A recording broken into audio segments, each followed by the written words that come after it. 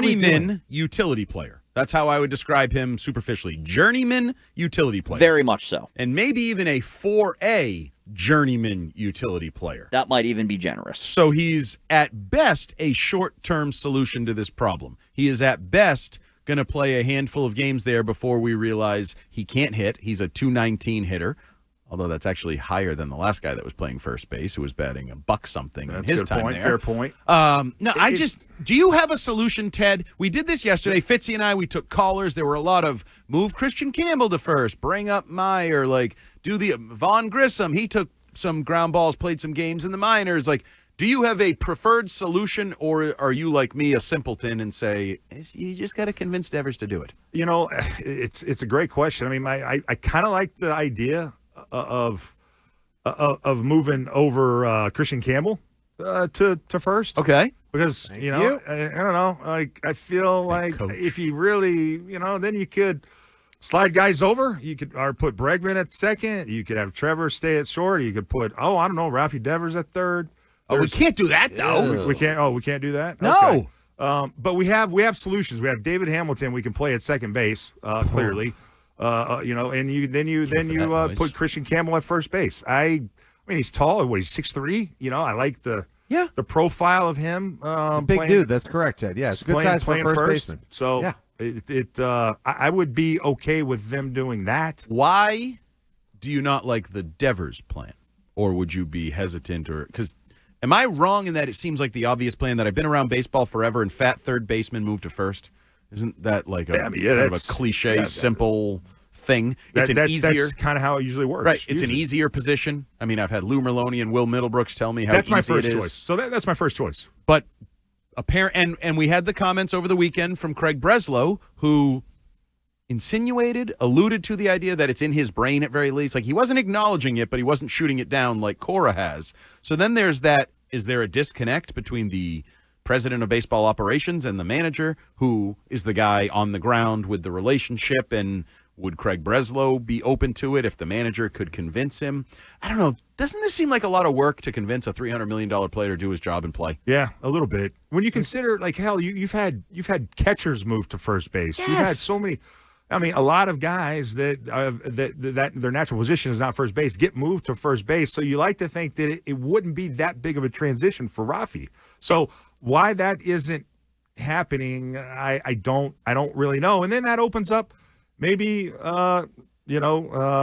someone else to play DH. Like Yoshida. You mean your $19 million DH who's just hanging out, can't throw, but he can hit. So that opens it up too. So to me, yes, the simplest thing is to just put Rafael Devers at first. It would make the most sense, honestly, guys. It would make the most sense. I mean, and again, you know what happened today while we've been talking? The Woo Sox won a game today, 6-5, and Marcelo Meyer, made one of the sickest running to his right, throwing across his body throws.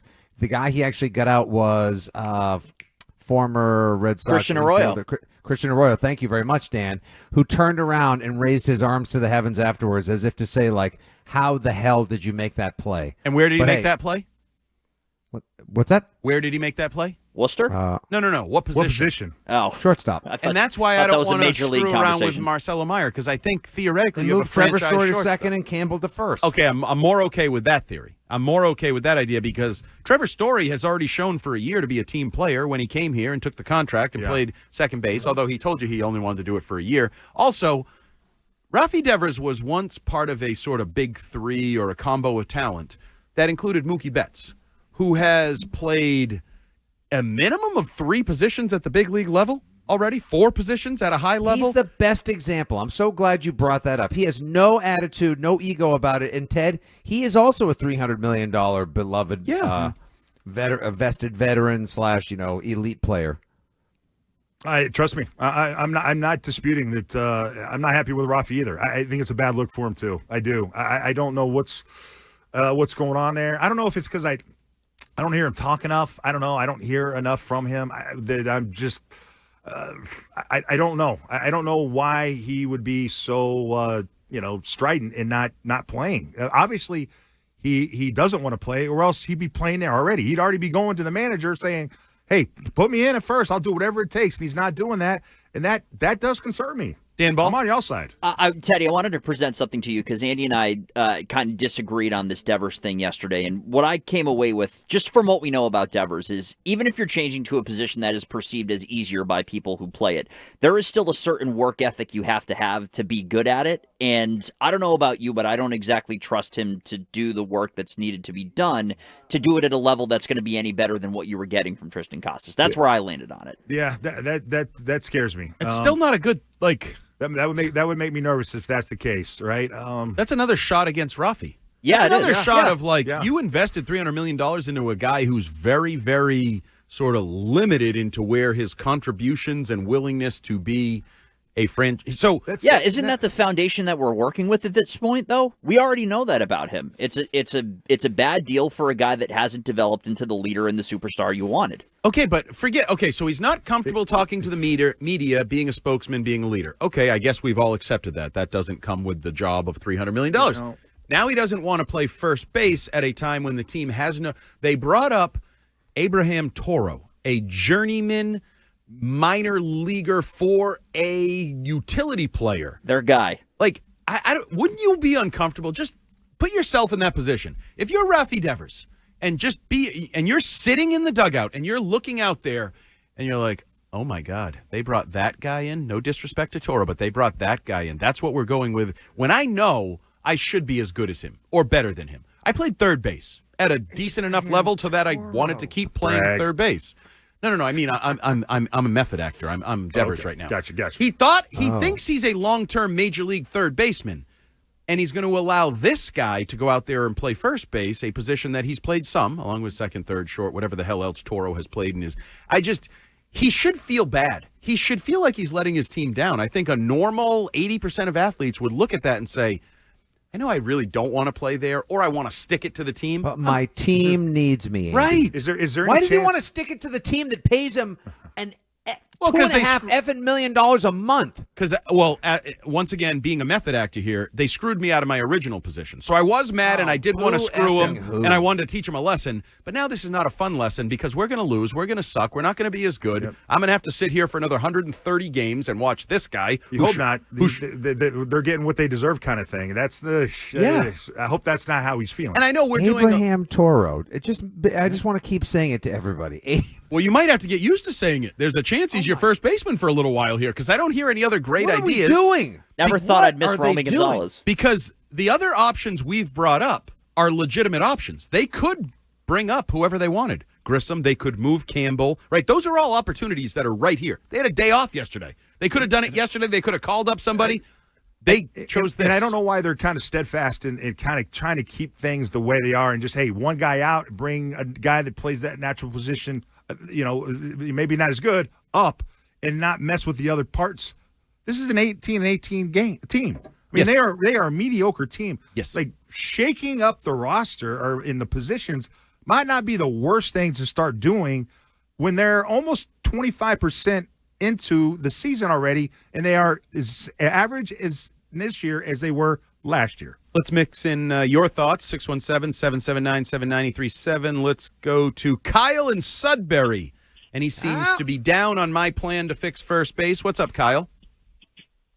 Hey, guys. How you guys doing? Good. Good. So I don't put this on Devers. I don't put this on Cora. It all started with Chaim Bloom not actually signing an actual first baseman or not having a first baseman in the system that can come up if something happens. And then Breslow followed it with Casas last year getting hurt playing 40 games? And then this year hitting a $170, looking awful at the plate, not having an actual first baseman in the system to bring up if something happens. And then Casas goes down. He's gone for the year. You guys are all talking about people moving positions. If they had an actual first baseman, this wouldn't be an issue at all. Thanks for the call, Kyle. I think it's a little bit of a reach to blame Chaim Bloom at this point. I don't think it's a reach to blame Breslow. You had Casas, who didn't play last year. He was hurt all year long, essentially, and has never proven to be a regular major leaguer. You need to have a plan B at first base, and you had no plan B at first base. It was Romy freaking Gonzalez or Abraham freaking Toro. That's the worst glass floor that I have possibly heard of for a team that wants to contend for the World Series to have as backups for first base. It's like yesterday we had that caller, Andy, who was mad about the bullpen because there was that ghastly blown win on Sunday, Ted, where they were up 3-1 and then Whitlock and Slayton consecutively in the 7th and 8th crapped the bed again. And that caller, I forget who it was, Andy, but he pointed out, said you got to have 4 power arms in a bullpen like this to compete in the American League East, and they have 1.5 tops, and you're asking too much out of a bunch of Rule 5 guys who flashed early but now may be showing who they ultimately are.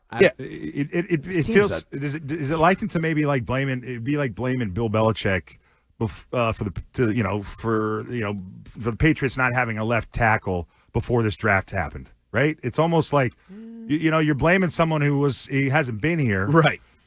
In the last couple of years for not addressing it 2 years ago. Well, there was a new guy in charge last year. They didn't get it done, and so this year they didn't have a backup plan, and still didn't get it done. So I blame more of the current front office than I do the past front office. Leave Chaim Bloom alone. He's in St. Louis. Let him do his thing with the Cardinals. Now it's Craig Breslow's time to be blamed here in Boston.